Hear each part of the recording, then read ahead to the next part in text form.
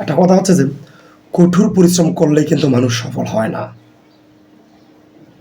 আজকে যদি এই পৃথিবীতে কঠোর পরিশ্রমী ব্যক্তিরা সফল হতো, তাহলে সবার আগে সফল হতো কৃষকেরা। তাহলে কি করতে হবে? পরিশ্রমের পাশাপাশি আপনাকে যে মেধাটা ব্যবহার করতে হবে। আপনারা দেখবেন অনেক লোকজন আছে, অনেক hard working, but they are not developing. কিছু কিছু মানুষ আছে হায়ার এডুকেটেড, কিন্তু হার্ড ওয়ার্কিং পার্সন নয়, কিন্তু মেধার কারণে মেধাটাকে ব্যবহার করে সে উন্নত শিখরে আস্তে আস্তে করে ধাবিত হচ্ছে।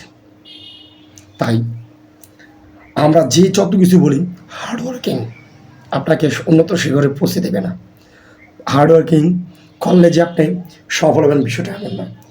আপনাকে তার পাশাপাশি মেধা শক্তিটাকে সঠিক জায়গায় প্রয়োগ করতে হবে। দেন you can be a successful person in your life. Otherwise, it is really important to succeed in life.